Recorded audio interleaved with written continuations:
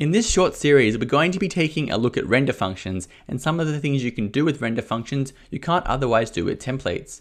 This is an excerpt from a much larger example from my new book, Design Patterns for Vue.js. I'll leave a link to that one and you can check it out if you're interested in more advanced content. Anyway, what we're going to be doing is building this tab component you can see here. We're going to support any number of tabs. The currently selected tab is going to be highlighted as well as its content down here. Let's have a look at the API we're going to design. It's going to look something like this. You're going to have a tab component with a tab ID, and then when you click on that one, it's going to reveal the matching tab content component. So it's very simple. You just set the matching tab or the active tab using this V model up here, which is bound to a data property down here. And you would not be able to build this, or at least it would be very difficult to build this using templates. What you would end up doing is something like this. You have all of these tabs with the click listener, and then for each one we do a VIF to check which tab we'd like to render.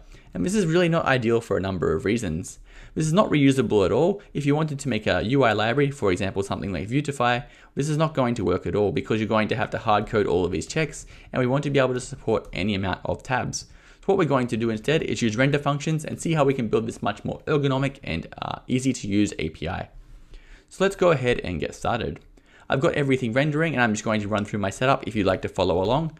In package.json I have Vite and Vue installed. That's the only two dependencies we're going to need. If we head over to index.html, it's also very simple. We have a div for our app and we're importing a single script, and we have some very basic styling down here. If we head over to index.js, we can see it's a very simple app. We're just creating a new app and mounting it on the DOM. And if we head over to app.vue, it's that initial example I showed you. And you can see we're already rendering something. We are getting a number of warnings, of course, because we haven't actually defined any of those components. So it's just rendering the content and not doing anything special. So let's go ahead and get started. The first thing we're going to do is create the tab and tab content components. These are very similar. They both take a tab ID prop and then render their default slot. So let's go ahead and see how we can do that. I'm going to create a new file called tabs.js, and this is where we're going to define all of our components. Because we're using render functions, we don't need to have multiple files. We can have them all in one file, which is what I'm going to be doing here. I'm going to import H from Vue. If you haven't seen H before, we're going to touch on that more later on. What I'm going to do is create a single function which is going to create my common properties for both of these components. I'm going to call that one, let's call it tab item. It's going to take a single argument of content, and what we're going to do is return an object here with the shared properties as well as the unique properties for both of these components. So what we're going to do is spread out all of the unique properties, and then we're going to have a shared property which is going to be a render function. All we're going to do is return H. Again, we're going to talk about H a bit later on, and it's going to be this .slots.default. Let's go ahead and create our two components. The first is going to be the tab component, so I'm going to export a new constant for tab. It's going to be a tab item, and the name in this case is going to be tab. I'm going to do something very similar for tab content. It's just going to be tab content. And we're already seeing the power of render functions here. I was able to use the same render function for both of these components and save some duplication of code.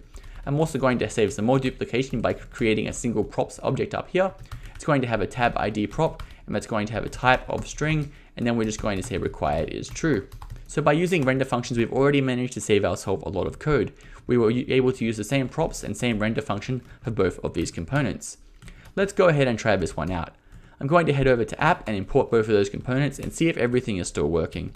So let's go ahead and grab tab and tab content. Those are going to come from tabs.js, and we just have to go ahead and register those so they're going to be available on the template.